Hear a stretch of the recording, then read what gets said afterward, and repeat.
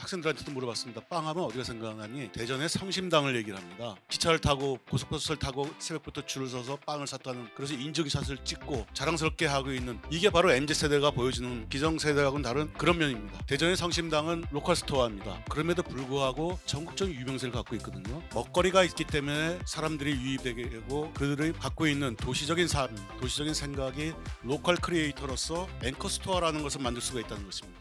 예, 안녕하세요. 오늘의 주제 발표자인 강원대학교 신효중 교수입니다. 몇 년 전부터 지방소멸, 농촌소멸이 우리 사회에 큰 화두로 자리 잡고 있습니다. 우리나라의 경제성장 과정에서 세계에 유례없는 성과를 가져올 수 있도록 많은 희생과 노력을 한 농촌이 지속 가능성의 의문이 제기될 정도로 소멸 위기에 직면하고 있다는 것입니다. 농촌의 소멸은 지역 경제의 몰락과 함께 국가 경제의 위기로 이어질 수 있기 때문에 이러한 일이 일어나지 않도록 총력을 다해야 할 것입니다. 그간 해왔던 미시적, 국지적 사안별 정책, 농촌에 사는 사람들 위주의 정책, 애국심에 호소하는 정책이 아니라 왜 그들은 농촌을 떠났는가, 왜 아기 우는 소리가 들리지 않는가 등등 미세한 부분까지 문제점을 찾아내어 어떻게 하면 그들이 돌아올 수 있을까, 그들은 무엇을 원하는가, 걸림돌이 무엇인가 등등 그들의 관점에서 대책을 세워야 할 것입니다.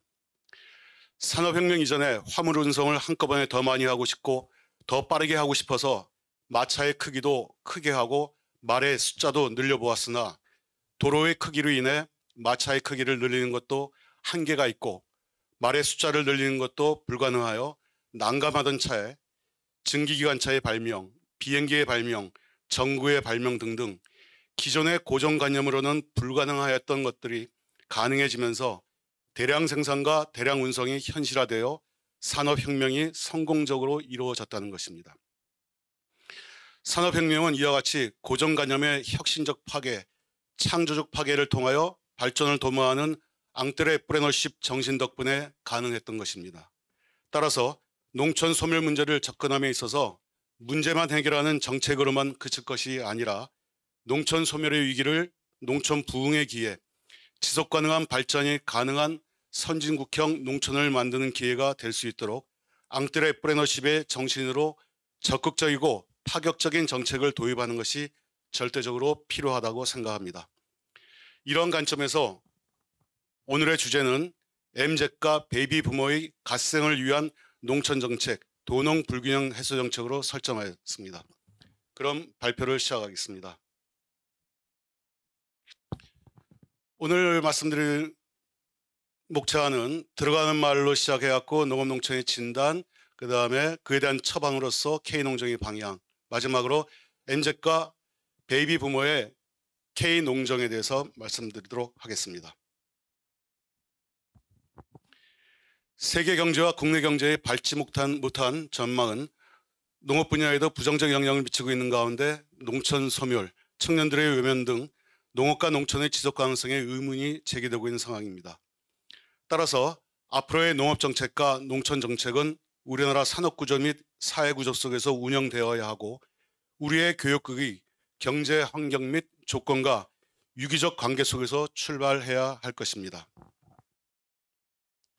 과거와 현재의 대한민국 농정은 농업과 농촌을 분리했다는 것입니다. 농촌에서의 농업이 아니라 농업 중심의 농촌으로 설정하였기에 농업의 틀 안에서 정책 대안을 마련하는 둥지 속 프레임이었기에 대한민국 농정은 지역적이고 사안 중심적으로 되어 임시 방편이라는 평가와 함께 문제가 지속될 수밖에 없는 구조라는 것입니다. 이로 인해 젊은이들이 꺼려하는 농업, 살기 싫은 농촌이 되어 궁극적으로는 지역 소멸, 지방 소멸의 위기론이 등장한 것입니다. 따라서 모든 구성원들이 갓생할 수 있는 구조로 재편되어야 하고 유효 인적 자원, 잠재적 인적 자원을 수용하기 위한 적극적 유인 조치를 도입해야 할 것입니다. 다음으로는 농업농촌의 진단입니다. 국내 중공업 및 도시 서비스 분야의 노동력과 식량 공급의 역할을 함으로써 경제발전의 주가 아닌 부하 종의 역할로 인식되면서 우리나라 경제발전에 결정적인 기여를 해왔습니다. 그 결과 젊은이들이 꺼려하는 농업, 살기 싫은 농촌이 되었습니다.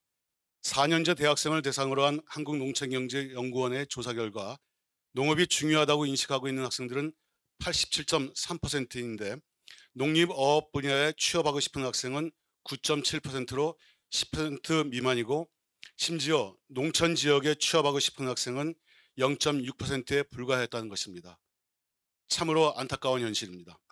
그러나 분명한 것은 농업은 성장의 한계에 직면하고 있고 농촌은 소멸 위기에 있으며 도농 간 불균형은 갈수록 심화되고 있어 농촌의 지속 가능성에 의문이 제고 있는 게 현재의 농촌의 모습입니다.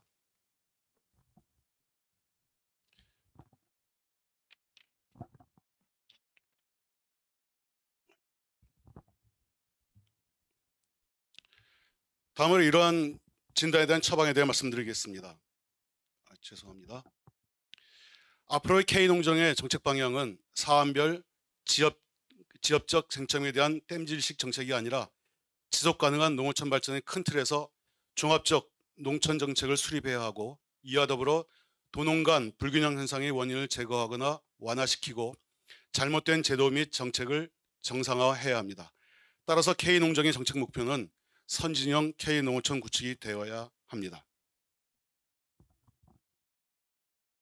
좀 더 구체적인 정책 방향으로는 농촌 정책의 경우 주어진 여건을 토대로 한 기능과 역할에 따른 발전 정책을 다양화해야 하고 인구 유입을 위한 적극적이고 공격적인 유인 조치를 도입해야 합니다. 두 번째, 도농 불균형 해소 정책의 경우 도농 상생, 균형 발전의 틀에서 중앙정부, 지방정부, 농협 이 3자가 도농 간 불균형과 모순을 해소하기 위하여 적극적인 의지 표명과 함께 실천에 옮겨야 합니다. 그림에서 같이 MZ세대 등 청년층, 베이비부머 및 조기 퇴직자 등을 중점 대상으로 농촌 인구 유입을 위한 적극적이고 공격적인 유인 조치를 도입하고 지역 자원과 특성을 고려한 농촌 정책을 수립하여 농촌 경쟁력을 제고시키면서 농촌 중심지 활성화를 통하여 도시 수준의 생활권을 확보하는 등 도농 불균형 해소 정책을 적극적으로 펼친다면 지속 가능한 선진형 K농어촌이 구축될 것입니다. 다시 말씀드리면 농촌 정책의 경우 인구 유입과 지역 자원 및 특성에 따른 농촌 경쟁력 제고에 중점을 둬야 하고 도농 불균형 해소 정책의 경우 크게 세 가지 측면에서 접근되어야 합니다. 도시 수준의 생활 인프라 구축, 도농 간 동일한 공공급식, 도시농협의 농촌농협 손실 보전이 바로 그것입니다. 다음으로는 농촌 정책에 대해 좀 더 구체적으로 말씀드리겠습니다. 지역자원 및 산업여건 등 지역 특성에 따른 농어촌 발전 정책을 다양화하여 맞춤형 발전과 정책 성공 가능성을 제고시키고 농어촌의 가치 및 구성원들의 역량을 제고시킴으로써 농촌이 지속가능한 경쟁력을 보유하게 하는 것이 농촌 정책의 목적입니다. 이에 따라 농어촌 인구 유입과 지역사회 및 주민주도 지속가능한 내생적 발전이 가능하게 하는 선진국형 농어촌을 구축하는 것이 본 농촌 정책의 목표입니다. 이를 위하여 첫째, 농어촌 발전 정책의 다양화입니다.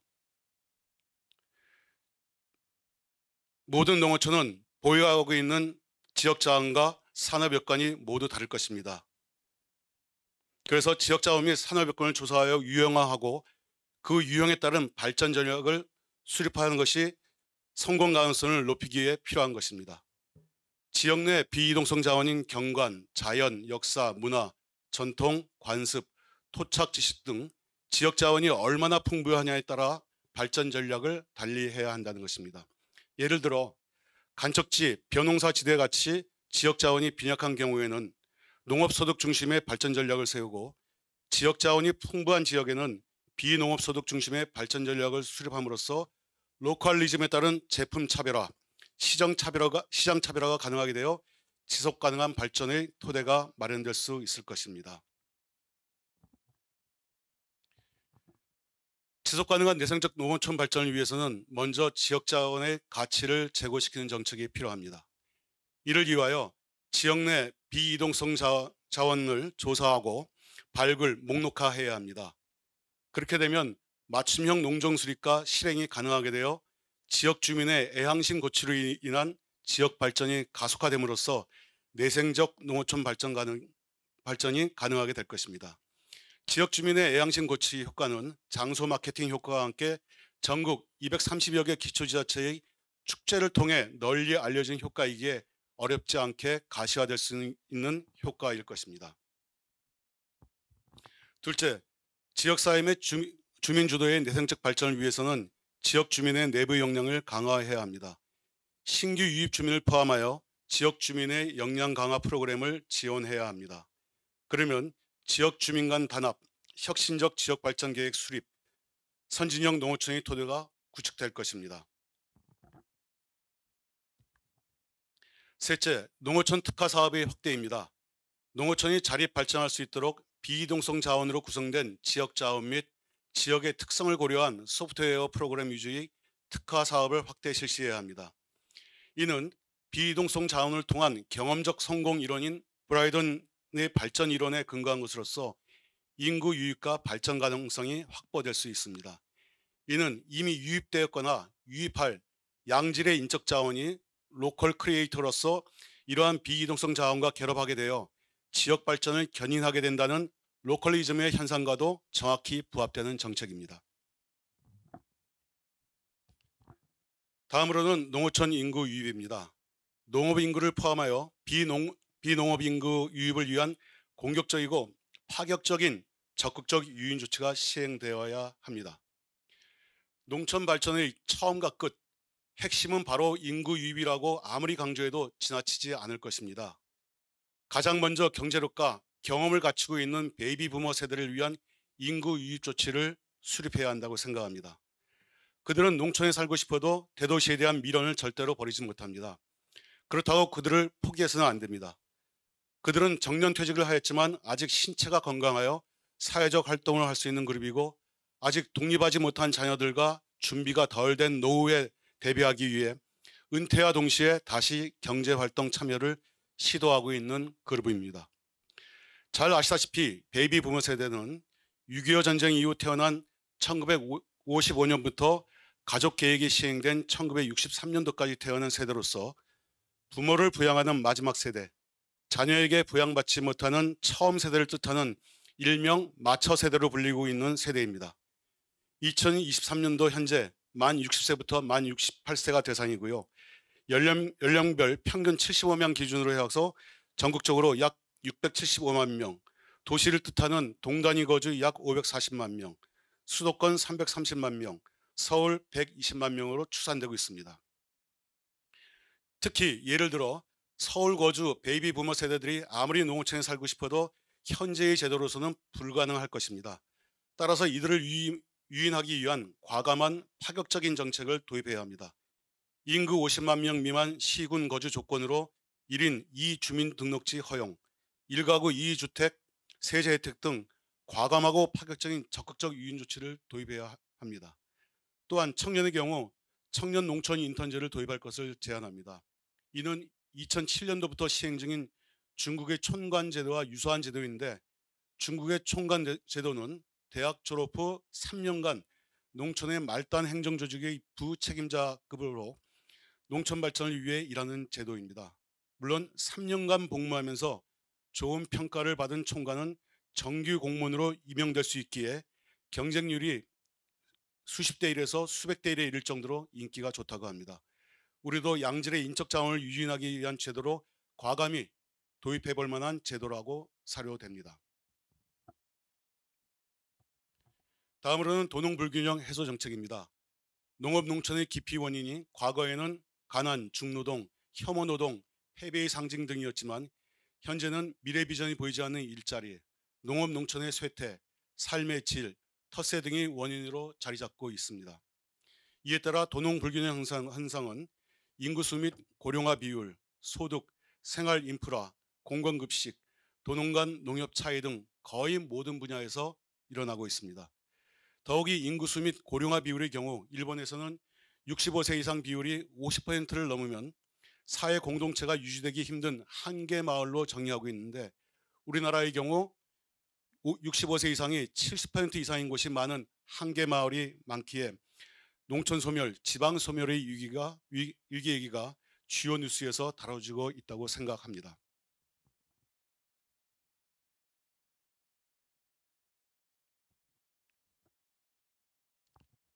따라서 도농 불균형 해소 정책은 농어촌 거주로 인한 불이익 요인을 우선적으로 제거해야 하고 지속 가능한 발전이 가능한 농어촌 사회를 구축하는 데 그 목적을 두어야 할 것입니다. 이에 따라 농촌이 도시가 되어야 산다는 큰 틀에서 도농 불균형 심화 원인을 제거 또는 완화하고 잘못된 제도와 정책을 정상화하며 주거를 비롯하여 삶의 질 인프라를 도시 수준으로 구축하는 것이 필요합니다.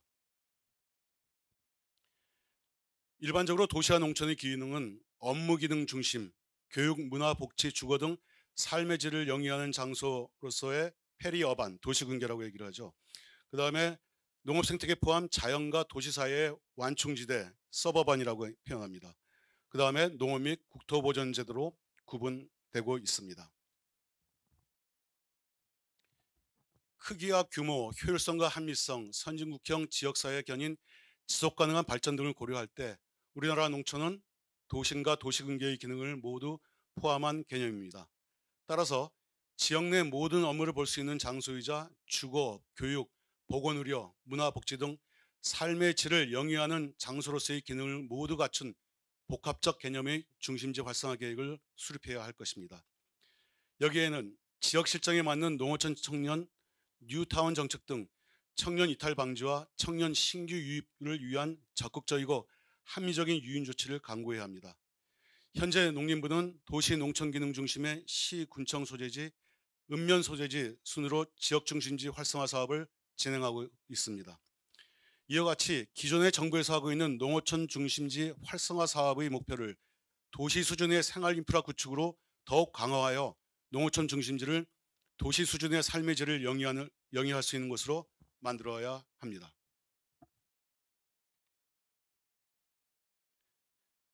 MZ세대가 농촌 지역을 소도시라고 부르고 있다는 것은 그들이 농촌 지역에 오더라도 도시의 일상을 포기하지 않는다는 것을 의미한다고 생각합니다. 이를 위하여 정부의 직접 투자, 세제 혜택 등 직간접적인 적극적 유인 조치가 필요합니다. 농어촌 청년 뉴타운 같은 공공임대주택 제공, 주민 청년, 베이비 부모 등에게 적극적 취창업 지원 프로그램 유치, 일자리 창출을 위한 민간 자본 적극 유치, 시군청 소재지 병의원 지원, 루랄 거주민 주치의 의료생업 지원, 국가 공공기관 파견, 농어촌 지역 근로자형 숙소 설치 및 정주 인센티브 제공 등등 인구를 유입할 수 있는 많은 조치가 필요합니다. 같은 내용이기 때문에 넘어갑니다. 다음으로는 강제적 유인 조치로서 공공급식과 농협 경제사업 손실 보전 문제입니다. 먼저 공공급식입니다. 동일한 급식의 질을 유지하되 수도권과의 차액만큼 정부가 지원해야 합니다. 세 개의 방안을 고려할 수 있는데 시도 간 무상급식 불균형 해소, 도농상생 공공급식 체계 구축, 공공급식 식재료 생산 스마트팜 조성입니다. 시도 간 무상급식 불균형 해소가 중요한 이유는 지방정부 주도형 초중고 무상급식 추진에 있어서 지방정부 재정 여건에 따라 무상급식 1인당 단가의 차이가 나타나고 있다는 것입니다. 이에 따라 재정 여건이 우수한 서울, 경기 등 수도권 지자체는 친환경 농산물로 무상급식이 추진되는 반면 농촌 지자체는 일반 농산물로 무상급식이 추진되는 역차별 현상이 발생하고 있습니다. 2019년 식재료 단가로 살펴보면 최대 최소 차이가 초등학교 29.4%, 중학교 27.5%, 고등학교 16.8%의 차이를 보이고 있습니다. 따라서 정부에서 시도 간 차이가 발생하는 무상급식을 지원하여 지역 간 불균형을 해소하는 것이 필요한데 시도별 재정 자립도 등 재정 여건을 고려하여 추가 무상급식 재원을 지원하여 불균형을 해소하고 적은 학생 수, 원거리 물류비 등 농촌 지역의 학교 특성을 고려하여 추가로 재원을 지원할 필요가 있을 것입니다. 이에 대한 예산은 전국 무상급식 식재료비 예산인 약 4조 원의 10%인 4천억 원이 필요할 것으로 추산되는데 농식품부의 공공급식과를 신설하여 시도 간 불균형 해소 예산 4천억 원을 지원하게 되는 것입니다. 또한 도시지자체가 무상급식 식재료를 농촌지자체의 먹거리 통합 지원센터와 연계 조달할 경우 인센티브 지원 검토, 그 다음에 이걸 통해 갖고 다음에 도농상생 공공급식 체계 구축과 연계 추진하는 것이 필요합니다. 초중고 무상급식 보편화, 윤석열 대통령의 어린이집 및 유치원 무상급식 확대 추진 공약에 따라 도시지자체의 공공급식 식재료 조달 규모의 확대가 필요합니다. 2016년 WTO 정부조달협정 개정에 따라 공공급식 영역에서 국내산, 지역산 우선 조달 여건이 형성되어 있기에 도시지자체 공공급식의 국내산 농식품 조달로 먹거리 자급률이 제고될 수 있고, 농촌지자체의 먹거리 통합 지원센터와 연계 조달로 중소농, 고령농의 판로처가 제공되고 일자리 창출 여건이 조성될 수 있을 것입니다. 소비중심형 기초지자체가 초중고 무상급식 등에 소요되는 먹거리를 농촌지자체의 먹거리 통합 지원센터와 연계하여 먹거리를 조달할 경우 무상급식 예산 일부를 인센티브로 지원할 수 있을 것입니다. 도시기초지자체는 2개 농촌지자체와 도농상생 공공급식 조달 협약을 체결하여 조달할 수 있는데, 협약 대상 도시농촌지자체는 농업-농촌 및 식품산업기본법의 먹거리 통합 지원센터 설치를 의무화해야 합니다. 농촌지자체는 먹거리 통합 지원센터를 통해 안전성이 검증된 농식품을 기획생산, 도시지자체의 먹거리 통합 지원센터까지 공급해야 합니다.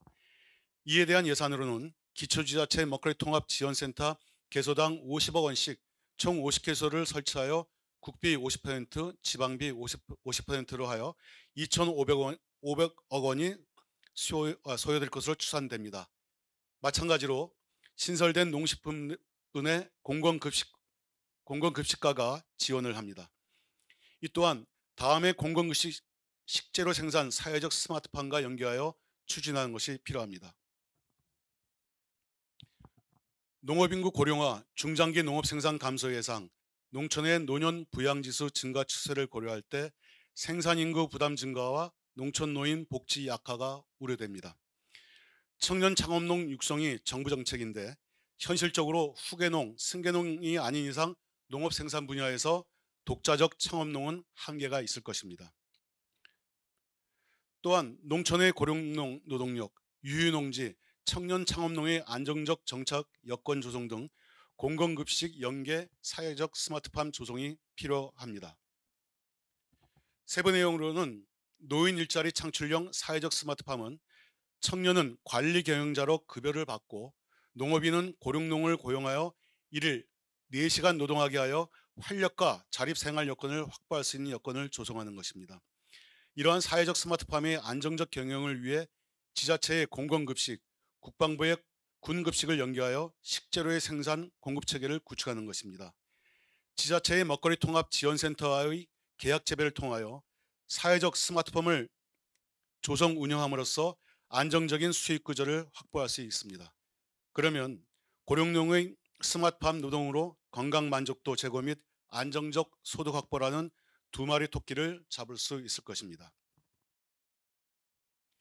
이에 대한 예산은 단가 인하를 위하여 시설하우스 기반 사회적 스마트팜 개소당 20억 원씩 100개소에 국비 50%, 지방비 50%로 해서 2천억 원이 추산되고, 부지는 마을 또는 지자체의 소유부지 또는 임차부지를 활용할 수 있을 것입니다. 운영은 사회적 협동조합이 담당하게 하거나 사회적 기업을 설립, 위탁 운영을 할 수 있을 것입니다. 청년의 경우 지역특화 임대형 스마트팜에서 육성된 청년 창업농 정착 프로그램과 연계하고, 고령농의 경우 마을 단위 고령농을 우선 채용하고 선택시간 노동을 도입하는 것입니다. 다음으로는 농협경제사업 손실 보전 문제입니다. 도시농협은 신용사업 중심으로 수익이 발생하지만 지역농협은 경제사업 중심으로 손실이 발생하고 있습니다. 조합의 주체인 농민들이 경제사업을 적극적으로 할 수 있도록 유엔과 OECD에서 동일재화의 모든 이해 당사자 간에 적용하고 있는 편익 이전의 개념을 차입하여 도시농협의 수익을 경제사업 수행 지역농협에게 강제적 지원 조치를 수립하는 것이 필요합니다. 이 문제에 대해서는 다음에 기회가 될 때 자세히 말씀드리겠습니다. 지금까지 말씀드린 바와 같이 현재의 우리나라를 있게 한 농촌이 소멸위기에 처했다는 것은 우리나라 경제성장의 근본이 흔들린다는 것을 의미할 뿐만 아니라 앞으로 성장과 발전이 멈출 수 있다는 것을 의미할 것입니다. 국가를 구성하고 있는 큰 축 중에 하나인 농촌의 역할과 기능이 사라지기 때문에 성장의 한계에 직면하면서 극단적으로는 오히려 퇴행할 수 있는 시나리오도 상정할 수 있다고 생각합니다. 따라서 농촌 소멸을 막기 위해서라도 과감하고 파격적인 정책들을 도입해야 할 것입니다. 그러나 농촌 소멸을 막는다고 해서 문제가 해결되는 것은 아닐 것입니다. 또다시 반복될 수밖에 없는 구조를 가진다면 소멸의 시간만 늦추었을 뿐이지 진정한 문제 해결이 아닐 것입니다. 근본적인 해결책을 도입해야 합니다. 그러기 위해서는 고정관념을 뛰어넘는 혁신적 파괴, 창조적 파괴 정책을 수립하여 시행해야 합니다. 농촌이 소멸 위기를 극복하여 지속가능한 발전을 담보할 수 있게 하기 위해서는 양질의 인적 자원들이 농촌에 와서 자리 잡게 해야 합니다. 양질의 인적 자원은 지역 발전의 핵심인 로컬 크리에이터의 역할과 기능을 할 수 있습니다. 로컬 크리에이터는 지역 문화, 관광 및 자원을 기반으로 비즈니스 모델을 접목해 지역 문제를 해결하고 가치를 만들어냄으로써 지역 발전을 주도할 것입니다. 즉 선진형 농촌 모델인 지역사회 및 지역 주민 주도 지속가능한 발전이 가능해진다는 것을 의미합니다. 따라서 양질의 인적 자원을 확보하는 것은 가장 시급히 무엇보다 중요하게 도입해야 할 사안입니다. 삶의 질을 중시하는 MZ세대를 비롯한 청년층과 경제력 경험을 갖고 있는 베이비 부모 세대를 적극적으로 농촌에 유입해야 할 이유가 바로 여기에 있는 것입니다. 청년층과 베이비 부모 세대들이 함께하면서 로컬 크리에이터의 역할을 한다면 농촌은 대도시보다 특색 있고 살기 좋은 지역이 될 것입니다. 그러므로 도시 수준의 생활권을 확보하는 정책은 물론이거니와 1가구 2주민 등록 허용, 1가구 2주택 세제 혜택 등 적극적이고 파격적인 인구 유입 정책과 제도를 수립하여 시행해야 할 것입니다. 이와 동시에 농촌 청소년들에게 상처를 주는 일이 없도록 동등한 공공급식의 질을 확보해야 하고 농업인이 주인인 농협이 경제사업을 적극적으로 할 수 있도록 농촌 농업의 손실을 도시 농협이 보전해주는 제도를 마련하는 등 지난날 농촌이 도시에 모든 걸 다 주었듯이 이제는 도시가 농촌에 보답해야 할 때입니다. 적극적이고 파격적으로 보답해야 할 때입니다. 이 길만이 도농상생, 균형발전의 유일한 길이라고 감히 말씀드립니다. 이상으로 발표를 마치도록 하겠습니다. 경청해 주셔서 대단히 감사합니다. 예, 저는 서울대학교의 임정빈 교수이고요. 오늘 하여튼 우리 신효준 교수님께서 한국 농업과 농촌의 어떤 지속 가능성 문제에 대한 아주 정확한 진단과 또 이에 기초한 어떤 처방, 특히 선진형 K농어촌 또 글로벌 K농업 생태계 구축을 위한 여러 가지 그 대책에 대해서 정말 잘 들었고 또 대부분의 내용에 대해서 제가 공감하는 바입니다. 또 이 교수님께서 발표하신 내용의 핵심은 사실 지속 가능성의 위기가 농업 농촌에 있다.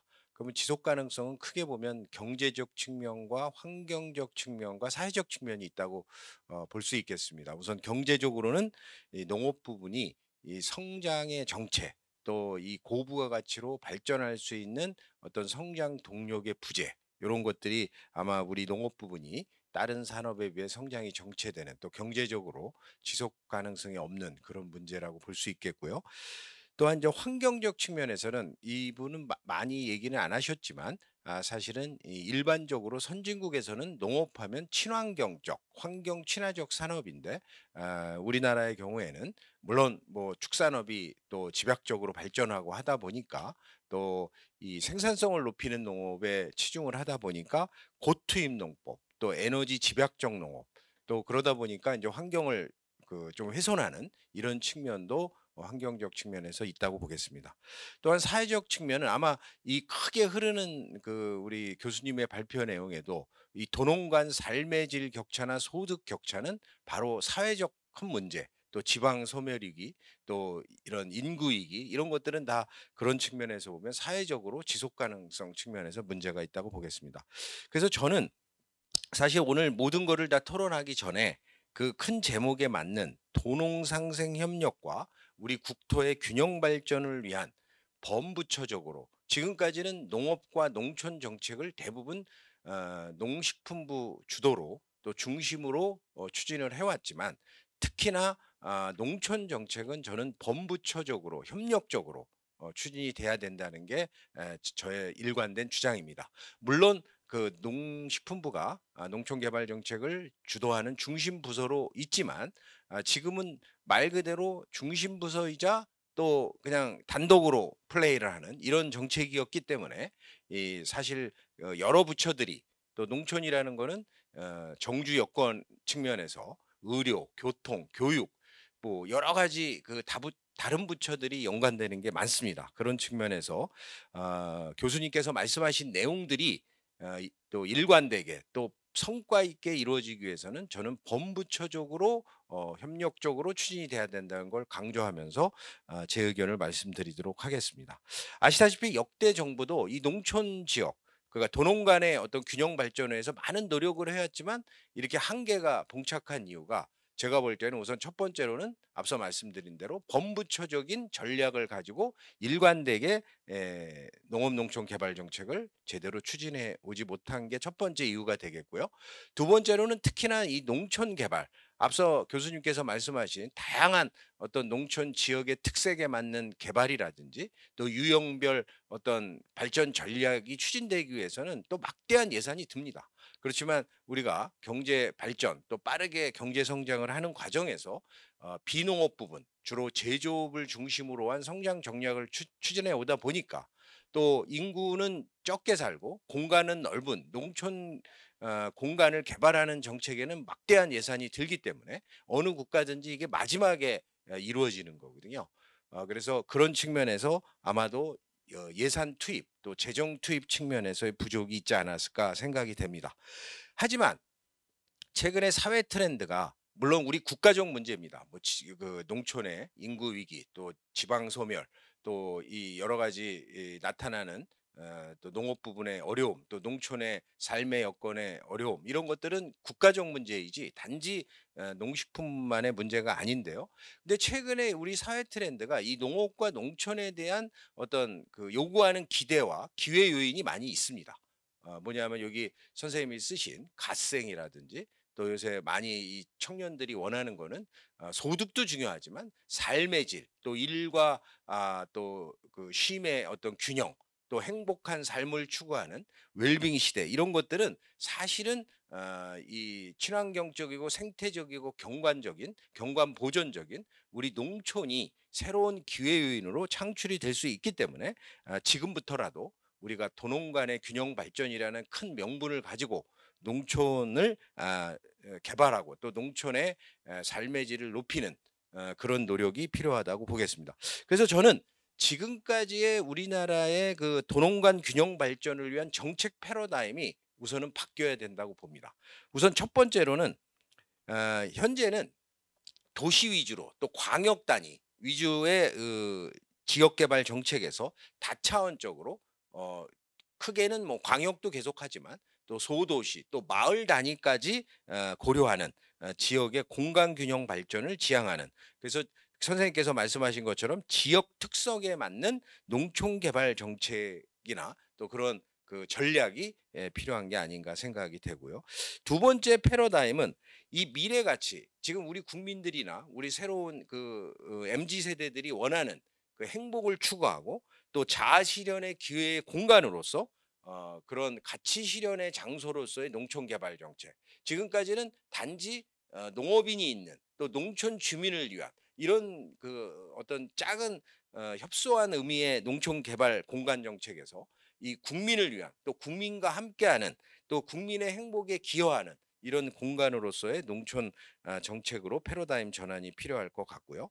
또 세 번째는 앞서 말씀드린 대로 어떤 특정 부서가 아니라 이 다주체 또 다부처가 참여하는 또 지역의 어떤 내부 역량을 극대화하는 그래서 지자체도 주도하면서 여러 부처가 통합하여 농촌 지역을 개발하는 이런 패러다임으로 필요한 게 아닌가. 그다음에 마지막으로는 이제 국민들의 활동 무대입니다. 그래서 지금 요새는 이제 앞으로 이제 지금은 주 5일 근무제지만 주 4일 근무제 얘기가 선진국에서 되고 있습니다. 그래서 4도 3촌의 사회. 그래서 4일은 도시에서 생활을 하고 3일은 농촌에서 생활하는 이런 시대가 도래할 것입니다. 그래서 국민들의 활동 무대로서의 농촌, 이런 도시와 농촌의 그래서 상생 발전을 지향하는 형식으로 패러다임이 전환될 필요가 있지 않을까 생각이 되고요. 그런 측면에서 이러한 패러다임 전환과 함께 저는 다음과 같은 핵심 과제, 특히 농식품부, 해수부, 국토부, 행안부, 보건복지부, 교육부 이런 여러 부처가 같이 관계되는 어떤 핵심 과제에 대해서 우선 말씀드리고자 합니다. 우선 첫 번째로는 농촌 지역은 무분별한 난개발입니다. 대부분의 공간 계획은 지금까지는 하여튼 도시 위주로 이루어져 왔습니다. 특히 수도권 위주였죠. 그러면 그다음에 이제 도시로 갔고요. 그래서 이제야 이제 농촌 쪽에 관심을 갖게 되는데 지금은 앞으로 이런 무분별한 난개발을 농촌 지역을 줄이면서 지역 특성에 맞는 또 지역 역량을 활용한 지역 주도형 농촌 개발 추진이 필요하다고 보겠습니다. 이를 위해서는 하여튼 지역별 특성에 맞는 농촌의 주거, 경관, 자연환경의 보호 및 계획적 개발 유도가 필요합니다. 아까 선생님께서는 그 일부 농업소득 주도로 가야 할 지역, 또 비농업소득을 주도로 해야 이런 것들이 제가 볼 때는 바로 그 농촌 지역의 어떤 환경이나 경관이나 이런 자원들의 차이를 고려하면서 특색 있는 농촌 개발을 하라고 하는 것과 일맥상통한다고 볼 수 있겠습니다. 또 하나는 다행히도 올해 농촌공간계획법이라는 게 통과돼서 내년 3월부터 시행이 됩니다. 주무부처는 농식품부입니다. 그렇지만 이게 내용은 좋습니다. 시군 계획도 짜고 또 이거와 연관돼서 지역 주민들이 참여를 하고 또 역량을 해서 뭐 실질적으로 지역 특색에 맞는 계획적인 농촌 개발을 하라고 돼 있는데 이게 되기 위해서는 우선은 지역의 역량 또 지역의 중간 조직 실제로 그걸 실무에서 처리할 수 있는 그런 그 농촌 주민들의 어떤 그 주도적인 어떤 그 거버넌스 체제가 구축이 필요하고 또 민간의 자율적인 활동이 이루어질 수 있도록 그런 지원 체제가 구축이 돼야 될 거라고 봅니다. 그래야만 농촌이 주거, 정주, 또 일자리와 경제, 또 사회 서비스 등 이런 것들이 획기적으로 개선이 돼서 말 그대로 지역 자원을 활용한 지역 전략 산업 발굴이라든지 또 일자리를 창출하거나 또 우리 앞서 말씀드린 농촌 소멸, 또 인구 소멸에 오히려 국가 사회적 문제를 해결하는 공간으로 거듭이 나지 않을까 생각이 됩니다. 두 번째는 이제 농촌 마을의 인프라를 혁신해야 됩니다. 그래서 실제로 지속 가능한 농촌 마을을 조성하기 위해서는 주거 환경과 생태 경관 또 에너지, 사실 에너지 자립 마을 이건 농촌 지역에서 이루어져야 될 것 같은데요. 또 이런 미래 농촌 마을의 지속 가능성까지 고려한 마을 인프라 혁신이 사업이 필요하지 않을까 생각이 됩니다.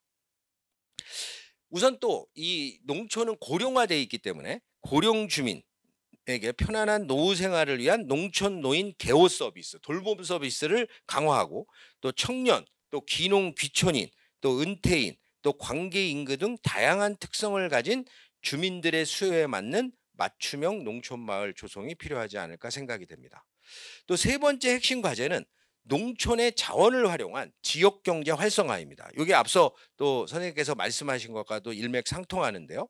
농촌 지역의 자원을 활용하여 단지 농업소득만이 아니라 농촌형 일자리 확대, 또 농촌의 천연 자원이나 자연 환경이나 경관이나 또 이런 것들을 활용하여 비농업 부분의 경제 활동의 기회 창출의 기회로 활용해야 지속적으로 농촌으로 인구가 유입이 되고 또 국토의 균형 발전에도 기여하지 않을까 생각이 됩니다. 또 네 번째 핵심 과제는 도농상생 협력과 교류의 확대입니다. 지금 현재 이 많은 국민들이 우리 이 농촌 또 산촌 또 본인의 또 취향에 따라 어촌 이러한 인구 저밀도 지역에 대한 요구가 증대하고 있습니다. 또 이에 부응하기 위해서는 또 이러한 기회를 제대로 활용하여 농촌 지역이 발전하기 위해서는 이 도농 간의 상생 협력이라는 국민적 공감대가, 그러니까 일방적으로 농촌을 도와주는 게 아니라 실제로 농촌의 발전 또 농업의 발전은 도시민 혹은 우리 국민의 전체 행복에 기여한다는 공감대 형성이 필요하다고 보는데요. 그런 차원에서는 우선 도시민들이 이 거주지를 완전히 옮기기 전에 좀 일정 기간 이 농촌이나 산촌이나 어촌에 거주하는 공간을 조성하고 농어촌을 체험하는 어떤 기회를 주고, 또 앞서 말씀드린 대로 또 양쪽에 거주할 수 있는 사람, 아까 그 교수님께서 말씀하신 것처럼 주소지를 두 군데 할 수가 있는 거죠. 그래서 그런 경우에도 뭐 여러 가지 세제 혜택이나 이런 데 불이익을 주지 않는 이런 방안으로 인센티브를 줄 필요가 있고요. 하여튼 농어촌 살아보기 지원 프로그램을 확대해 나가는 것이 우선적으로 중요하다고 보겠습니다. 다음은 이제 다섯 번째 핵심 과제는 지역 주도형 농촌 정책의 추진입니다. 현재도 사실 농식품부 주도로 그 농촌 개발 사업의 하나로 농촌 협약제들을 운영하고 있습니다. 협약을 해서 근데 이거는 일부 선정된 지역만 합니다. 전국적 사업이 아닙니다. 시범 사업에 머물고 있는 이런 농촌 협약 제도를 중장기적으로 전국적으로 확대하고, 또 국가균형발전위원회, 또 농식품부 이외에 앞서 말씀드린 농촌과 관계되는 여러 부처들과 또 지자체 간의 농촌 발전 계획 협약 제도로 발전시켜 나가는 것이 지역 주도형 또 큰 의미에서의 농촌 개발을 실효성 있게 추진해 나가는 그런 방안이 아닌가 생각이 됩니다. 그다음에 이제 여섯 번째 꼭지는 하여튼 중앙 부처 간의 농촌 정책의 하여튼 거버넌스를 강화해야 된다. 그래서 아까 농식품부 주도로 농식품부의 지금 1번국이 농촌 정책국입니다. 그래서 농촌 개발을 농림부에서도 1번 가장 중요하게 생각하고는 있지만 농식품부만으로는 어렵습니다. 또 앞서 발표하신 내용들이 구현되기 위해서도 이 중앙적 부처 간의 협력 체계, 거버넌스 체계가 강화될 필요가 있다. 이런 말씀을 드리고 싶고요. 그러면 마지막으로 제가 말씀드리고 싶은 거는, 제가 과거부터 좀 약간 아쉬웠던 게 지금 농림축산식품부가 명칭이 계속 바뀌잖아요. 이건 황당합니다. 이름이 길거나 이름이 막 바뀌는 데는 뭔가 잘 안 나간다는 얘기거든요. 근데 미국의 농업부는 한 번도 바뀐 적이 없습니다. USDA가 링컨이 미국을 연방정부, 남북 전쟁에서 그 연방정부 이제 통일을 시켜서 연방정부를 만들 때 만들어진 그 초창기 부서가 농업부인데요. USDA인데 한 번도 이름이 바뀐 적이 없어요. 그래서 저는 뭐 그렇다고 이름이 바뀐 걸 어떻게 할 수 없지만 현재의 농림축산식품부는 하여튼 주도적으로 농촌 정책을 추진하게 이름에는 없습니다. 뭐 농이 있을 줄 모르지만. 그래서 저는 과감히 농업농촌식품부로 부처 이름을 변경하는 것을 적극 검토해보라, 이렇게 말씀을 드리고 싶고요. 그럼으로써 농업농촌식품부로의 변경을 통해 명실공히 국민과 함께하는 농업농촌 또 식품이라는 이미지를 각인하고 또 범부처적, 범국민적 공감대를 형성해 나갈 필요가 있다, 이런 말씀을 드리고 싶습니다. 사실은 그 노벨 경제학상을 탄 쿠츠네크라는 분이 있습니다. 이분이 뭐 하버드대 교수부터 출발을 해서 미국에서는 교수가 자기 나이가 먹을수록 조금씩 옮겨 다니죠. 하버드대에 있다가 아마 유펜에서 은퇴를 하신 것 같아요. 고향이 아마 펜실베니아 쪽인 것 같으십니다. 근데 이분이 GDP라는 개념을 만든 아주 유명한 경제학자인데, 그분이 그런 말을 했습니다. 후진국이 경제 성장을 통해서 중진국까지는 될 수 있지만 중진국이 선진국이 되기 위해서는 아까 선생님의 주제인 균형 발전, 국토의 균형 발전, 이 안에는 그럼 무슨 얘기냐? 바로 농업과 농촌의 발전이 저는 암묵적으로 포함되어 있다고 봅니다. 어느 국가든 경제 발전 과정에서 농업보다는 제조, 또 농촌보다는 도시 중심으로 발전을 하고 또 재정 투영자를 해왔기 때문에 앞서 선생님이 말씀하신 것처럼 이 경제 발전의 희생, 그래서 최근의 국제적 화두는 포용적 성장입니다. 경제 발전의 과실을 골고루 이제 나누는 시대에 왔기 때문에 우리가 진정한 선진국이 되기 위해서는 바로 농촌 농업의 균형적 발전, 이것이 가장 필요하다는 것을 우리가 인식할 필요가 있고, 앞으로는 제가 볼 때 농업과 농촌은 이 경제 발전의 걸림돌이 아니라 농업 국가와 사회의 문제를 해결해 주는 어떤 기회의 산업이자 또 그런 장소가 되지 않을까 생각이 되고, 우리가 모두 왜 우리가 농업 농촌이 발전해야 되고 또 도농 간의 또 균형 발전이 이루어지는가에 대해서 서로 깊이 있게 앞으로도 또 고민하고 또 해결책을 마련해 나가는데 서로 지혜를 마련해 나갔으면 좋겠습니다. 대단히 감사합니다. 예, 반갑습니다. 제주대 김배성입니다. 예, 신효준 교수님 발표 잘 들었습니다. 감사합니다. 정책들이 보시면 뭐 교수님의 그동안의 오랜 연구와 지역 현장의 경험을 토대로 만들어진 것으로 보이고 매우 실효성 있는 정책들로 판단이 됩니다. 교수님의 아이디어에 또 추가해서 몇 가지 의견을 보태고자 합니다. 먼저 농어촌 발전 정책에서 관련해 가지고 지역 자원과 산업 여건을 토대로 해 가지고 비이동성 자원이 풍부한 경우하고 또 빈약한 경우로 구분을 해서 풍부한 경우에는 비농업 중심의 발전 전략을 강구하고 또 빈약한 경우에는 농업 소득 중심의 차별화된 내생적 발전 전략을 강구할 필요가 있다라고 하시는 제안하고 함께 신규로 유입된 주민을 포함해서 지역 주민 역량 강화 프로그램을 만들어서 원활하게 시행할 수 있도록 지원할 필요가 있고, 농어촌 지역에 적극적인 인구 유입을 위해서 교수님께서는 청년 농촌 인턴제나 취창업 지원 등 구체적인 정책을 제안하셨습니다. 저는 이와 같은 지역별 주어진 여건과 환경을 토대로 그 기능과 역할을 분류하고 지역별 특화된 인구 유입을 위한 조치를 강구할 필요가 있다는데 전적으로 동감하고요. 특히 지역 특유의 뭐 경관이나 자연, 역사, 문화, 전통, 관습, 지식 등 이러한 요소들을 기반으로 한 특화된 내생적 발전 전략을 중앙정부나 지방정부나 또는 지역에는 또 중요한 지역 대학들이 있습니다. 이런 대학들을 중심으로 상호 협력을 통해 가지고 합리적이고 실질적인 정책을 수립하고 추진할 필요가 있다고 생각을 합니다. 다시 말씀드리면 중앙정부의 지원 하에서 지방정부와 지역 대학이 할 수 있는 것은 지역 특유의 기반 요소가 무엇인지를 잘 찾는 게 중요합니다.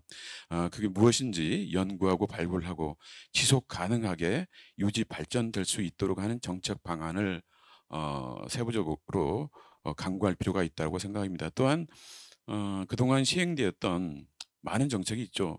농촌 환경 개선 정책이라든지 삶의 질 개선 정책이라든지 뭐 대학을 중심으로 해서는 지자체와 지역 대학 기반 혁신 사업이라든지 뭐 이외에도 매우 다양한 정부 사업들이 있습니다. 이러한 사업들을 지역별로 과연 우리가 특화된 경쟁력을 갖출 수 있도록 했느냐라는 차원에서 보면은 참 미흡한 점이 있지 않나 생각이 되고요. 또한 이러한 정책들이 중장기적으로 뭔가 전략적으로 목표를 가지고 시행되기보다도 한시적으로 시행됐다고 봤을 때 우리가 그러한 전략을 중심으로 중장기적으로 나름대로 변화를 모니터링 해나가면서 시행할 필요가 있다라고 하는 것도 강조하고 싶습니다.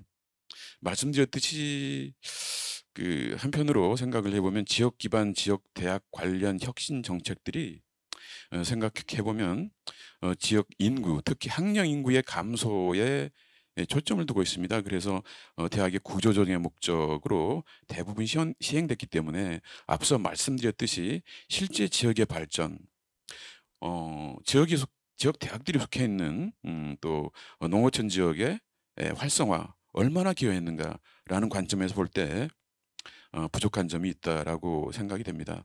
또한 한시적으로 시행됐기 때문에 중장기적으로 좀 뭔가 전략을 가지고 시행될 필요가 있다라고 생각이 됩니다. 또한 저는 교수님께서 제안하신 지역 특유 기반 요소를 지속해서 강화할 수 있도록 이와 관련된 제 생각으로는 직불 정책을 적극적으로 또 강구할 필요가 있다, 가다듬을 필요가 있다라고 생각합니다. 이러한 직불 정책으로 농어촌 고유의 생태, 환경, 지속 가능하게 유지하고 농어촌다움을 찾을 수 있도록 해야 한다고 생각을 합니다. 아름다운 농어촌이란 뭘까요? 아름다운 농어촌이라는 거는 제 생각에는 농어촌 고유의 생태와 환경이 복원돼 가지고 이들 요소들과 어우러져서 농어촌이 도시하고는 차별화된 농어촌다운 농어촌이 아닌가 생각이 됩니다.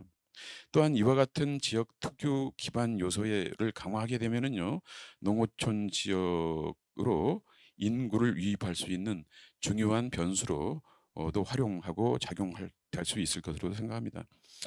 한 가지 조사 결과를 살펴보면은요, 농식품부하고 한국갤럽이 조사한 결과인데요, 귀농귀촌 실태 조사에 의하면 귀농귀촌 인구의 약 70%가 농어촌 지역의 자연 경관이 좋아서 환경이 좋아서 나는 귀농을 했습니다, 귀촌을 했습니다라고 이제 응답한 결과로 나타나고 있습니다. 이러한 결과를 놓고 보더라도요, 지역 특유의 자연경관, 생태, 환경 관련한 이런 기반 요소들을 강화시키고 또 보존할 수 있고 또 발굴하는 이러한 어떤 정책적인 게 매우 중요하다라고 생각이 되어집니다. 매우 중요한 인구 유입 변수로 생각이 됩니다. 이와 같은 지역 특유의 기반 요소 항목들을 개발하고 이를 강화할 수 있도록 어떻게 정책과 연결할 수 있을까라는 차원에서 우리가 직불 정책에서 크로스 컴플라이언스라는 의무 준수가 있습니다. 그런 조건들을 세부적으로 지역의 여건에 맞게 개발을 하고 이런 직불금을 주는 거하고 연계를 해서 한다면 실효성 있는 정책으로 우리가 유도할 수 있지 않을까라는 생각도 해보게 됩니다. 또한 지역 특유 기반 요소 개발하고 강화를 위해서 지역 주민 교수님께서 말씀하셨습니다마는 내부 역량 강화 사업은 물론 이를 토대로 또 한편으로 결국은 농촌을 찾는 사람들은 도시민입니다. 그래서 도시 주민을 대상으로 도시민의 농촌 변화에 대한 이해도, 농촌 지역의 어떤 그런 변화 또는 농어촌이 가지고 있는 어떤 고유의 특성, 이런 지역적인 지역에 대한 선호도를 높일 수 있도록 하기 위해서 우리가 미디어 매체 홍보라든지 또한 이런 거를 직접 교육하고 체험할 수 있는 프로그램을 또 구체적으로 또 잘 구성해서 시행할 필요도 있다고 생각이 됩니다. 또한 농어촌 인구 유입을 위해서 교수님께서 농업계 졸업생을 대상으로 청년 농촌 인턴제를 도입하자. 취창업을 적극적으로 지원하고 농어촌 1가구 2주택이라든지 이주민등록지 허용정책이라든지 이런 걸 강구할 필요가 있다. 더불어서 이걸 좀 더 적극적으로 또 유인하기 위해서 시행하기 위해서 행정이나 세제상 혜택 또 적극적인 이와 같은 유인 정책이 필요하다는 교수님의 어떤 제안에도 적극적으로 또 공감하고 지지합니다. 이와 더불어서 뭐가 좀 더 보완됐으면 좋겠냐라고 했을 때 첫 번째로는 농촌 지역 폐가나 예상 폐가에 대한 우리가 종합적인 정보를 구축할 필요가 있고요. 두 번째는 이를 통해서 매매라든지 임대라든지 들어와서 거주를 희망하는 이런 니즈를 파악하고 연계할 수 있는 체제를 구축하고요. 세 번째로는 이를 활성화할 수 있는 다양한 정책 방안 모색도 필요하다고 생각이 됩니다. 또한 끝으로 이제 농촌 지역 유휴 주택들이 많이 있죠. 또 인구 소멸, 또 지역 소멸이라고 하는 거는 그 이면에는 다양한 공동화 유휴 시설들이 나오고 있지 않습니까? 그래서 이러한 주택이나 유휴 시설을 취창업 기지라든지 아니면 활용을 희망하는 이런 분들의 니즈를 반영한 다양한 취창업이 아니더라도 다양한 문화 예술의 공간이라든지 힐링의 공간이라든지 쓰임새에 맞게 다양하게 활용하는 방안도 우리가 적극적으로 또 모델을 제시하고 또 정리해서 제공할 필요가 있지 않나라는 생각도 합니다. 다만 이제 교수님께서 말씀하신 강조하신 청년 농촌 인턴제 도입은 중장기적으로 그 지역에 살고자 하는 청년들이고 안정적인 정착을 위해서 무엇보다도 소득에 대한 부분을 우리가 요즘에 농업 경제 하시는 분들이 많이 또 직불제가 지금까지 계속 실시해 왔지 않느냐. 그런 차원에서 그 실효성에 대해서 의문을 갖는 것도 일편 있는 것 같습니다만은 무엇보다 더 중요한 건 우리가 일자리를 갖고 살라고 하고 하는 근본적인 바탕에는 소득 수준이 보장이 돼야 된다고 생각합니다. 그런 차원에서 저는 소득 수준이 그 청년들의 소득 수준이 최소한 도시 근로자 가구 소득 수준 이상으로 확보될 수 있도록 즉 그 청년들이 농사를 짓는다고 보면 적정 생산 규모가 확보될 수 있도록 지원하는 모니터링하는 그렇게 그 규모에 도달할 수 있도록 우리가 지원하는 방안도 강구할 필요가 있지 않나라는 생각을 합니다. 예, 다음은 교수님께서 도농간 매우 중요한 화두죠. 과연 이 불균형이 어디서 생겼느냐, 불균형 문제를 해소하기 위해서는 우리가 어떻게 해야 되느냐. 예, 교수님께서는 생활 인프라, 도농간 차별성을 해소할 필요가 있다. 또한 더불어서 우리가 차별적으로 시행되고 있는 그 구체적으로 살펴봤더니 공공급식 문제에 있어서의 차별성도 해소할 필요가 있고, 참 아이러니하게 도시농업과 농촌농업의 어떤 그 업무의 영역의 차이고 또 구성원 여건의 차이겠죠. 그런 어떤 데서 나타나는 어떤 손실 보전도 이런 문제들을 해결하는 것도 선결될 필요가 있다라고 이제 제안하신 말씀에 저도 전적으로 공감하고 지지하는 바입니다. 다만 도농간 불균형 문제 해소를 위한 앞서 말씀드렸듯이 본질적인 해법이 무엇일까? 우리가 그동안에 많은 수년 동안 오랜 동안 접근을 해왔는데 아직도 본질적으로 그 문제가 해결되지 않고 오히려 더 가속적으로 인구가 소멸이 되고 이런 차별적인 부분들이 나타나는 이유가 과연 무엇일까라는 차원에서 여전히 고민스러운 부분이 있고요. 그래서 제 토론 뒷부분에는 이와 같은 문제를 제가 생각하는 겁니다. 그 소득과 연결돼서 몇 가지 말씀드리도록 하겠습니다. 먼저 이제 그 도농 불균형 심화 원인 중에 삶의 질과 연관된 뭐 보건, 의료, 교육, 문화, 복지 등 생활 인프라 관련 요인들이 뭡니까? 우리가 경제학적으로 공공재, 퍼블릭 굿이고 또 메릿 굿 가치재입니다. 이거는 시장 경제에 맡기기보다는 정부 차원의 적극적인 개발, 공급이 매우 중요한 그 재화들이죠. 또 한편으로 이렇게 이제 이런 재화들은 정부가 적극적으로 개발하고 보급할 필요가 있고요. 일정 수준 정주 인구가 확보된 이후에는 민간 자본을 교수님께서도 언급하셨습니다마는 민간 자본이 유입될 수 있도록 하는 방안도 자연스럽게 강구가 되어야 되지 않겠나라는 생각이 듭니다. 저는 이러한 구체적인 정책 방안으로 정부 차원에서 농촌 갓생 교수님께서 갓생이라는 말씀하셨는데 갓생타운 조성사업 모델을 적극적으로 좀 구체적으로 개발을 하고, 그러니까 이제 교수님 강조하셨듯이 지역 특성에 적합한 지역 여건에 맞는 그런 세부 모델들을 구축할 필요가 있다고 생각하고요. 이와 더불어서 청년, 베이비부머, 은퇴자 대상으로 해서 뭐 세제 혜택이라든지 취창업 지원이라든지 이외에 주거 부담 완화 등을 통해서 정말 우리가 농어촌 지역의 열악한 소득 수준에도 도시 지역 삶의 질이 보장될 수 있도록 하는 방안을 적극적으로 강구하는 것이 중요하다고 생각합니다. 또한 교수님께서 공공급식의 차별성 완화 제한에 대해서도 전적으로 공감을 합니다. 뚜렷하게 나타난 현상인데 이걸 들여다보면 공공급식이라는 것은 뭐 의문의 여지가 없습니다. 국민 건강과 직결된 정책이기 때문에 지역 간 차별적으로 시행되지 않도록 하는 이런 재정적인 지원이 시급하다고 판단이 됩니다. 또한 교수님께서 사회적 스마트팜 정책도 유용한 정책 아이디어라고 생각이 되고요. 그 공공급식은 또 한편으로 우리가 이제 농산물을 하면은 가격의 등락, 수급의 안정 이런 거를 상당히 많은 생각을 합니다. 그래서 공공급식은 농산물 수급 안정을 위해 고려할 수 있는 우리가 그 소비 촉진 정책이 일환이다라고 이렇게 평가를 또 하고 있습니다. 그렇기 때문에 지역에서 생산되는 농산물 중심으로 시행을 확대할 필요가 있다라는 생각도 가지고 있습니다. 끝으로 농어촌 활성화 또는 그 도농간 불균형 해소를 위한 본질적인 변수가 무엇일까라는 차원에서 몇 가지 말씀을 드리고 토론을 맺도록 하겠습니다. 지금까지 정부는 청년 농업인 육성이라든지 생활 인프라 확충, 농촌 삶의 질 향상을 위한 다양한 정책을 아시다시피 오랫동안 실시해왔고 효과도 있는 것으로 평가될 수 있겠습니다만 여전히 우리 농어촌은 상대적으로 열악한 환경이 지속되고 있고 적극적인 활성화가 필요하다는 점에서 교수님께서 강조하셨습니다마는 혁신적이고 획기적인 방안을 강구할 필요가 있다. 과연 그게 뭘까? 라는 차원에서 저는 무엇보다도 먼저 앞서 말씀드렸습니다마는 농가의 소득 수준이 도시근로자 가구 대비 매우 열악한 수준이다.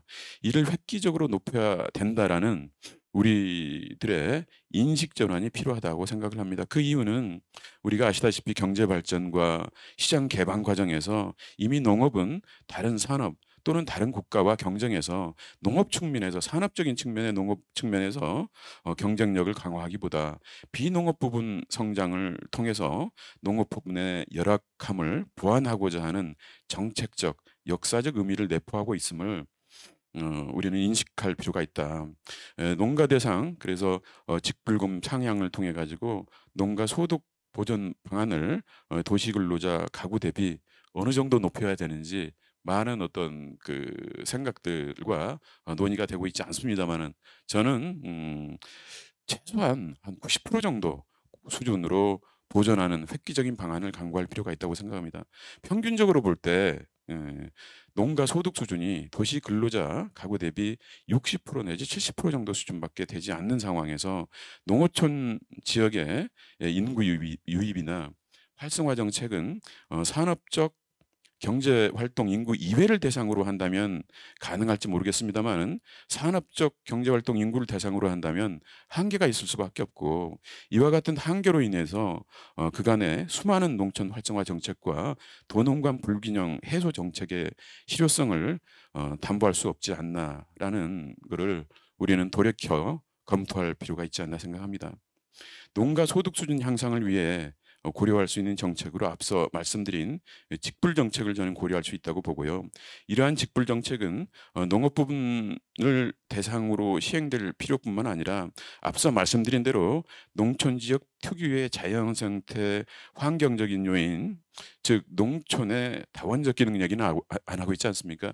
농업의 다원적 기능을 우리는 얘기를 많이 하고 있는데 농촌의 다원적 기능 확보 강화를 위한 방안도 적극적으로 우리가 고려하고 강화할 필요가 있다라고 하는 것을 강조하고 싶습니다. 국가 경제 내에서 국토의 균형 발전의 필요성, 그동안의 우리 경제 발전과 시장 개방 과정에서 농업 농촌의 역할, 농업 농촌의 기여, 농업 농촌 농민들의 희생을 재조명하고 농업 농촌에 대한 배려와 지원의 국민적인 공감대를 형성하는 것이 무엇보다도 중요하다고 생각을 합니다. 22년 기준으로 보면 GDP 기준으로 보면은요. 농업 부분의 비중은 아시죠? 1.7%입니다. 한때 60년대 30%였습니다. 비농업 부분이 그럼 지금 현재 몇 프로냐? 98.3% 아니겠습니까?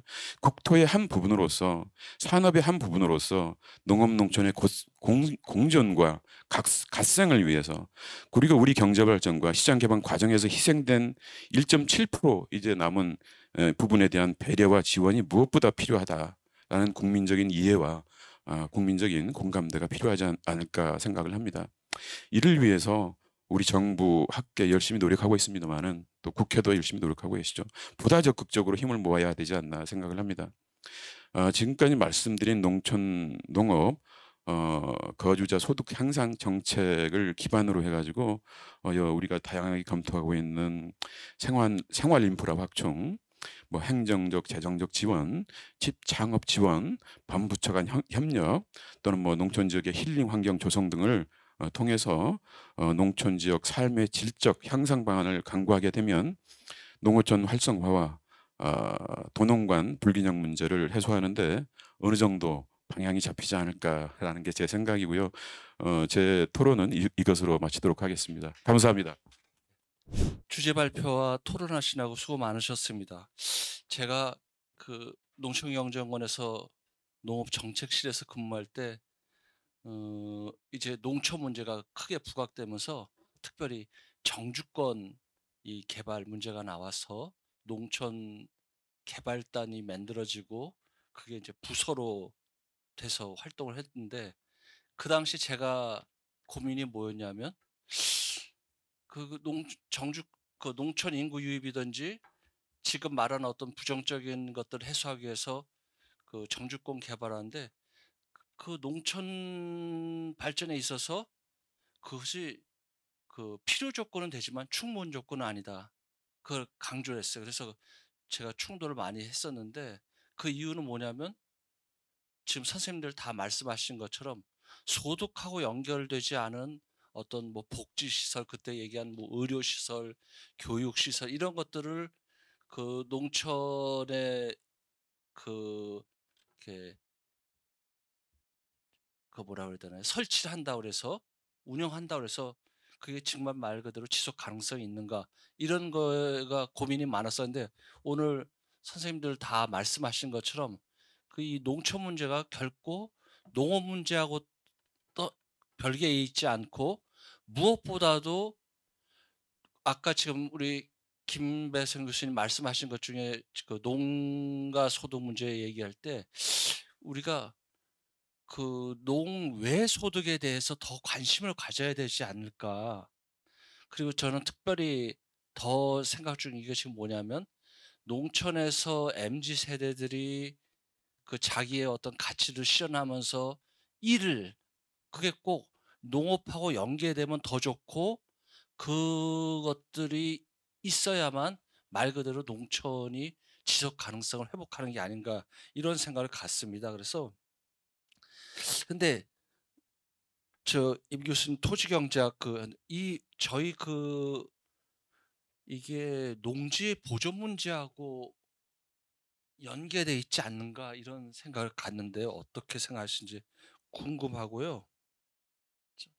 그다음에 그 자꾸 이야기된 것 중에 비이동성 자원과 관련해서 그 농업으로 할 것이냐 아니면 그렇지 않고 다른 산업으로 발전시킬 건가 하는데 조금 매트릭스를 다양할 필요도 있지만 제가 그 근본적인 의문은 그나마 그 이동 자원이 있는 지역에 농업에 한다면 지금의 어떤 농업 생산력 갖고 거긴 더더욱 열악해지는 게 아닌가 그런 그 의문이 들고 이건 좀 타개할 필요가 있다는 생각이 들고요.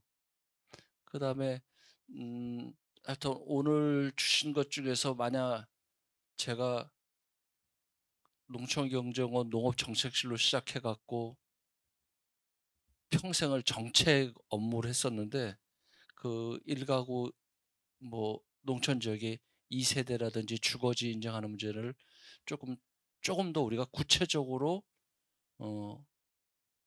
실행할 수 있는 방법 그들을 조금 더 강구를 해야겠다 이런 생각을 갖습니다. 그래서 하고 또 특별히 우리 김 교수님 얘기하셨던 직불 문제 그것도 계속 논의되지만 궁극적으로 예산하고 뭐 계속 맞물려서 하고 있는데 그런 문제에 대해서도 조금 정책적으로 더 세밀한 검토를 해 갖고 정책적으로 추진될 수 있도록 한번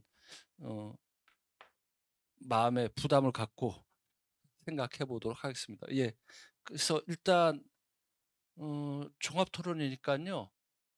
신 교수님이 그래도 한번 코멘트 받은 거에 대해서 말씀하시고 네, 한 번씩 더들 부족했던 이야기들 나누시죠. 예. 제가 발표에서도 말씀드렸지만은 저는 그 농업 정책에 있어서는 뭐 글로벌 K 농업 생태계를 구축해야 되는 신념을 갖고 있고요. 두 번째는 농촌 정책 같은 경우는 농촌 인구가 유입되지 않으면은 어떠한 정책도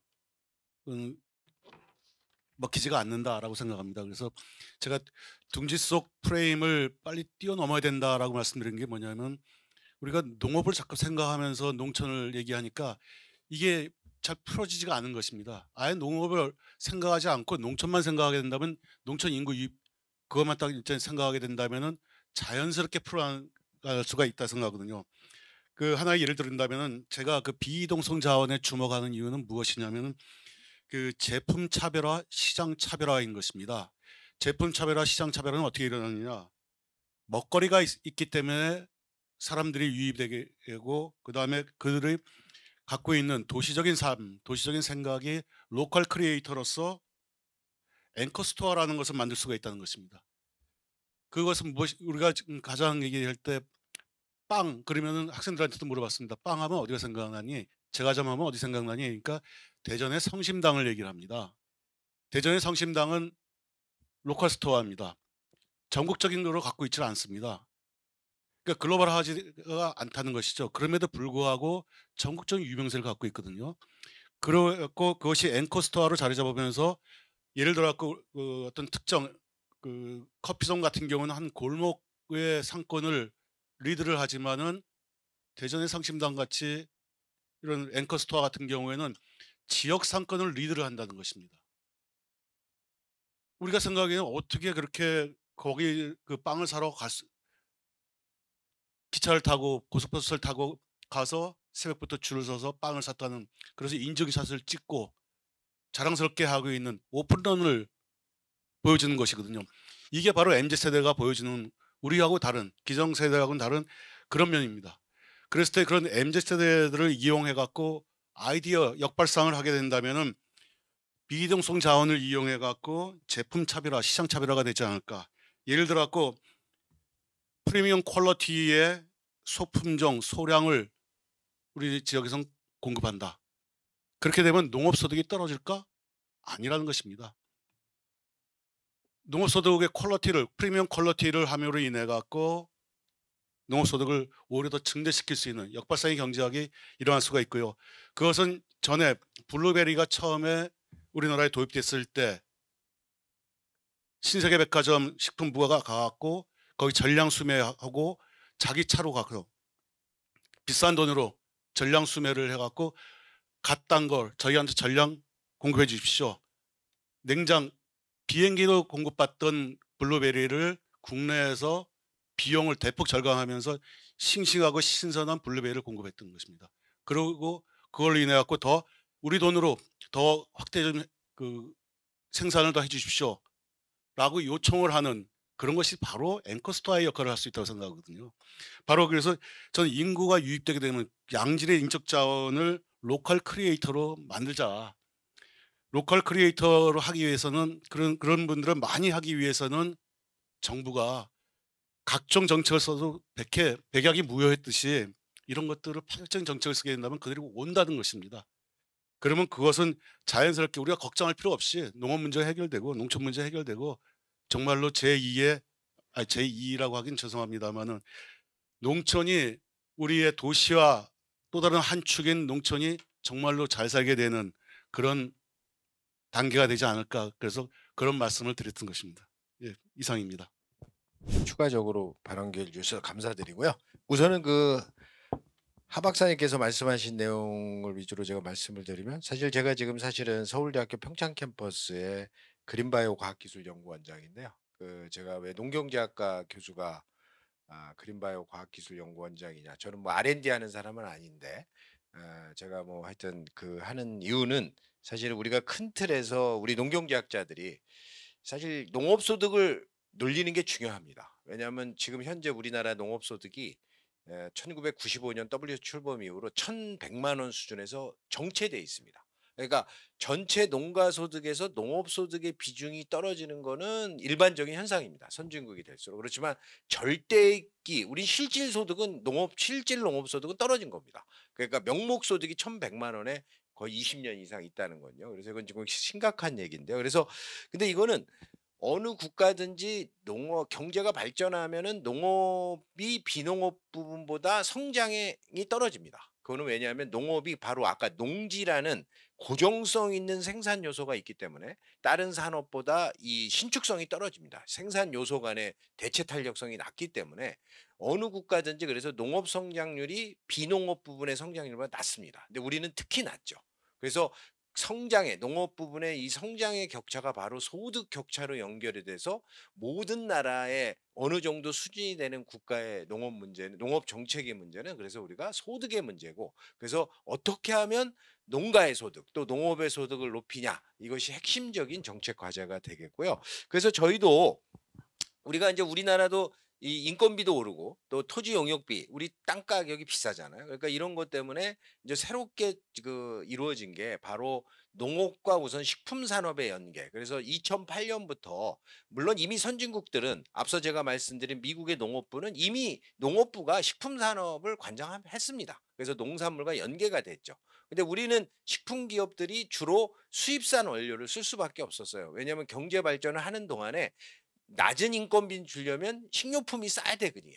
그러니까 식품 기업들은 대부분 농업과 관계 없었어요. 그러니까 농업과 연계 안 하고 그냥 수입 원료를 써서 라면도 만들고 뭐 다른 걸 했기 때문에 산업부 관할이었죠. 근데 이게 2008년도부터 이제 농식품부가 된 것도 그런 거고요. 또 최근에는 이 그린바이오 산업 육성. 그래서 선진국을 잘 보세요. 대표적으로 유럽연합이나 또 스위스나 이런 데 보면요.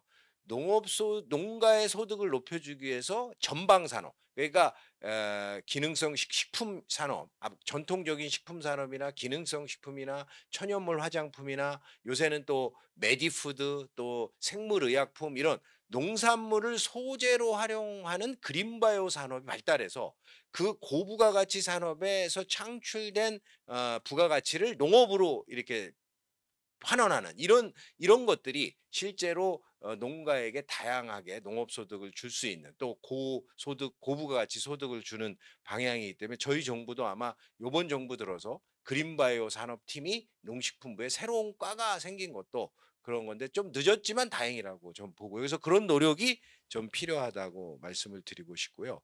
그 과정에서 아까 제가 농지를 말씀드렸는데 우량 농지는 보존해야 됩니다. 선진국일수록 우량 농지에 대해서 굉장한 규제가 강합니다. 근데 우리는 뭔가 이상하죠. 우선 상속법부터 잘못됐고요. 그래서 어릴 때 가본 농촌이 아닌 거예요. 그렇지만 선진국일수록 아름답죠. 그 농업 경관이 아름답게 유지됩니다.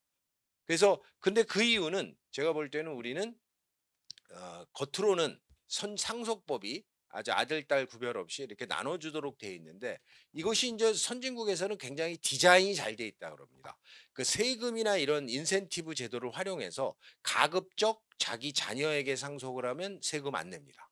또 그 주변에 있는 농업인에게 농지를 팔면 세금이 쌉니다. 비농업인에게 농지를 팔면 세금이 엄청나게 부과됩니다. 이런 어떤 이 메커니즘, 정책 메커니즘을 통해서 농지가 보존되도록 하고 그러다 보니까 오히려 아름다운 경관이 농촌이라는 게 농업활동이라는 게 사실 농업 경관이라는 게 그거거든요. 사시사철 이 농업으로 나타나는 우리가 산에 가면 사시사철 똑같은 산을 등산해도 다르듯이 농업활동으로 이루어지는 경관이 사실은 아름답거든요. 대부분의 명화가 또 농촌 지역이나 농업 활동을 그린 이유도 그런 건데 우리는 좀 그게 좀 부족했다고 그래서 우량 농지는 보존하는 게 핵심이다는 걸 말씀드리고 싶고요. 또 농가 소득의 원천은 농업 소득, 농해 소득, 또 아까 김배성 박사님이 직불제 이게 이전 소득이라고 합니다. 일반적으로는 3대 4가 저는 아이디어라고 보는데 농업 소득 30%, 농해 소득 30%, 또 농업 농촌이 발휘하는 어떤 공익적 기능 친환경 또 생태 경관 보존적인 농업 활동 또 농촌 보존 활동 이것이 또 국민들의 삶의 질에 기여를 하기 때문에 그거에 대한 기여에 대한 대가 그러니까 뭐 못 살기 때문에 뭐 보상 피해에 대한 보상이 아니라 그래서 스위스는 이 용어를 리뮤너레이제이션 스위스 헌법에 있습니다. 농업 농촌이 발휘하는 다원적 기능 공익적 기능에 대한 대가를 지불하라. 그게 바로 정책 수단은 직불제고 그 영어로는 리뮤너라이제이션. 그래서 기여를 한 거에 대한 대가 이런 건데요. 근데 하여튼 그런 차원에서 그런 어떤 농가 소득을 균형되게 유지하면서 또 도농 간의 소득 격차를 줄이는 게 좋고요.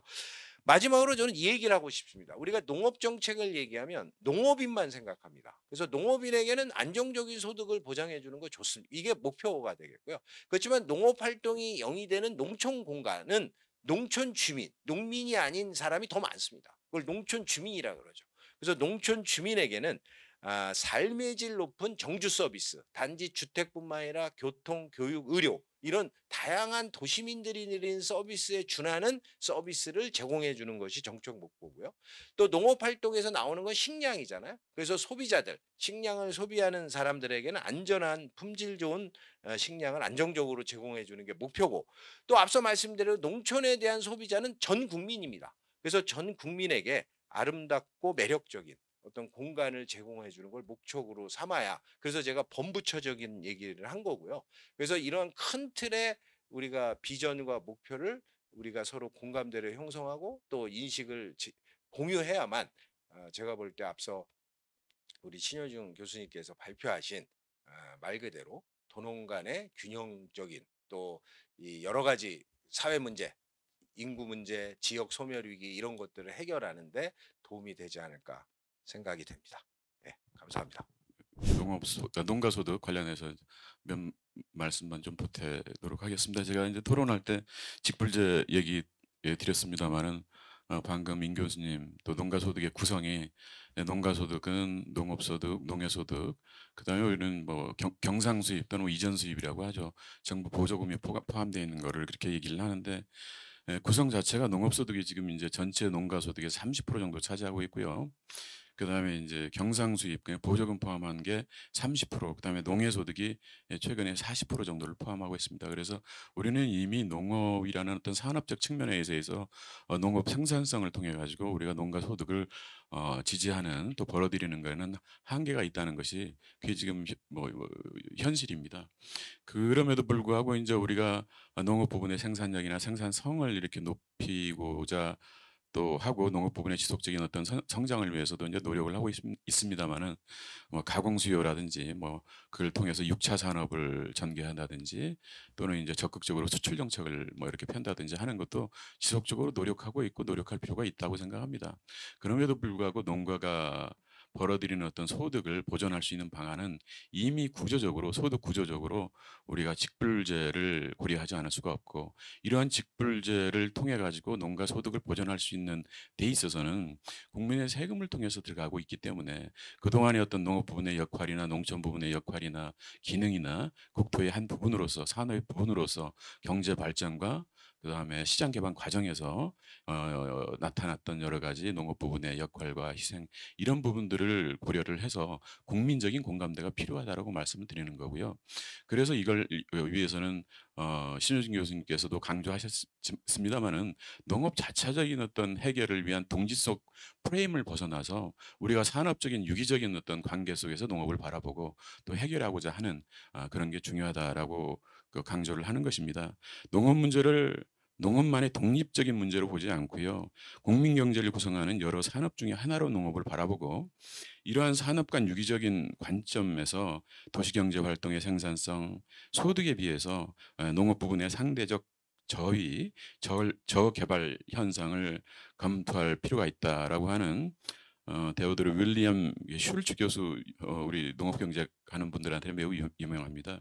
그 교수님의 제안, 또 여러 가지 또 뭐 저개발국과 선진국 간의 관계도 연구를 하셨습니다만은 이러한 어떤 제안을 우리는 오늘 한번 상기를 하면서 또 다시 한번 돌이켜 볼 필요가 있지 않냐라는 말씀을 드리고 얘기를 마치도록 하겠습니다. 감사합니다.